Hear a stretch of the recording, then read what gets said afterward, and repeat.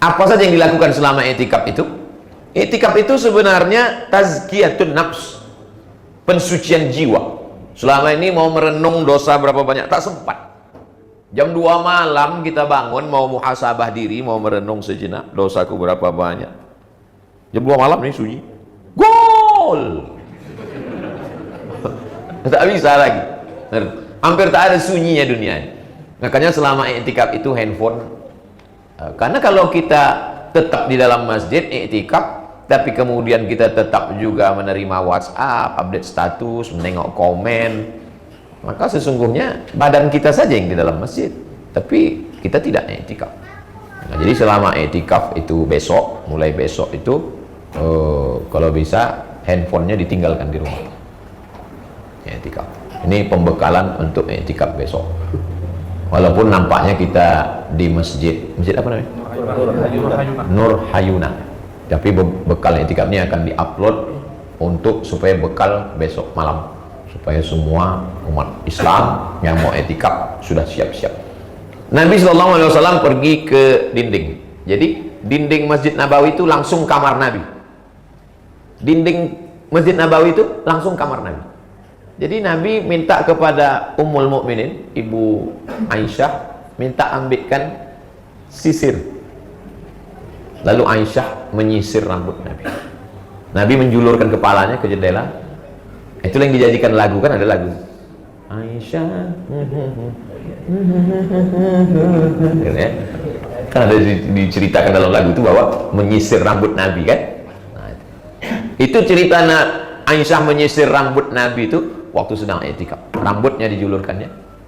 Kenapa Nabi tak keluar? Kan bisa aja Nabi keluar Masjid Nabawi masuk kamar. Karena Nabi tak mau i'tikafnya batal. Karena kalau keluar hanya untuk menyisirkan rambut, batal. Kenapa Ibu Aisyah tak masuk ke dalam masjid menyisirkan? Maaf cakap, dia sedang haid. Itulah dalil dalam mazhab Syafi'i tak boleh perempuan yang sedang halangan masuk ke dalam. Dalam hadis lain kata Nabi, nawilinil khumrah. Wahai Aisyah, tolong engkau ulurkan kain. Kata Aisyah, aku sedang halangan ya Rasulullah. Cuman aku masuk masjid. Kata Nabi, maaf cakap, tanganmu kan tak haid. Tangannya diulurkannya dari jendela ke dalam. Jadi kalau ada ibu-ibu masuk ke dalam, suaminya i'tikaf dalam, suami istrinya haid, ulurkan kepadaku nasi biryani, mau buka puasa. Kata istrinya, cuman aku mau masuk bang, aku sedang halangan. Tangan kau kan tak haid. Nah, masukkanlah ke dalam. Jadi suatu ketika ada seorang perempuan mau bertanya, apakah perempuan yang maaf cakap sedang haid boleh memandikan jenazah? Datanglah dia bertanya kepada ahli hadis. Kalian ahli hadis, ya tolong sebutkan saya dalil, bolehkah perempuan memandikan jenazah padahal dia sedang haid? Kata ahli hadis, tak ada hadisnya. Kami sudah cari kitab ini, tak ada hadisnya. Tapi ada ahli fikih, Imam Hamad, muridnya Imam Syafi'i. Datanglah perempuan ini bertanya, engkau muridnya Imam Syafi'i? Ya. Ada tak hadis tentang perempuan berhalangan memandikan jenazah? Kata Imam Hamad, ada. Mana hadisnya? Waktu Aisyah sedang haid, dia mengulurkan kain dan Nabi menerima kain itu. Itulah dalil. Itu kan tentang mengulurkan kain, bukan tentang haid. Fikih itu adalah memahami makna hadis, bukan sekedar menghafal teks hadis.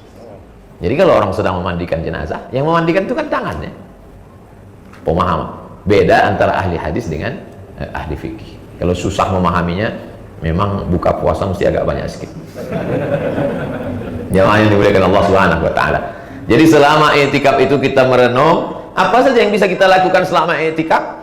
Yang paling perlu banyak dilakukan solat sunat. Solat sunat tahiyatul masjid, solat sunat qabliyah, solat sunat ba'diyah. Kalau kebetulan pagi, solat sunat duha, solat sunat isyraq, solat sunat awabin. Kalau kebetulan malam, solat sunat tahajud, solat sunat taubat, solat sunat hajat. Saya Pak Ustaz sholat sunat taubat sudah, sholat sunat wudhu. Pertama kali habis berwudhu, sholat sunat wudhu. Usolli sunnatal wudhu raka'ataini lillahi ta'ala. Saya sholat sunat wudhu sudah, sholat sunat taubat sudah, sholat sunat hajat sudah, sholat sunat istikharah sudah, sholat sunat tahajud sudah, sholat sunat witir sudah. Semua sholat sunat sudah Pak Ustaz. Baru berapa rakaat? Sholat sunat wudhu 2 rakaat. Sholat sunat taubat 2 rakaat. Sholat sunat hajat 2 rakaat. Sholat sunat tahajud 8 rakaat. Baru 14. Sholat sunat witir 3 rakaat. Baru 17 rakaat. Ada imam namanya Imam Ahmad bin Hambal. Dia punya anak namanya Abdullah. Ditanya orang lah Imam Abdullah, "Hai Imam Abdullah, ya, betul kau anak Imam Ahmad bin Hambal?" "Betul." "Ayahmu itu sholatnya berapa rakaat sehari semalam?" "Salasami'ati rakaat." 300 rakaat. Jadi kalau kita udah merasa banyak betul, aku udah banyak sholat sunatku selama Ramadan nih. Berapa rakaat tarawih? 8. 4 rakaat 1 salam. Ustadz nyindir apa? Saya tuh maksudnya. Jadi sholat kita ini belum ada apa-apanya.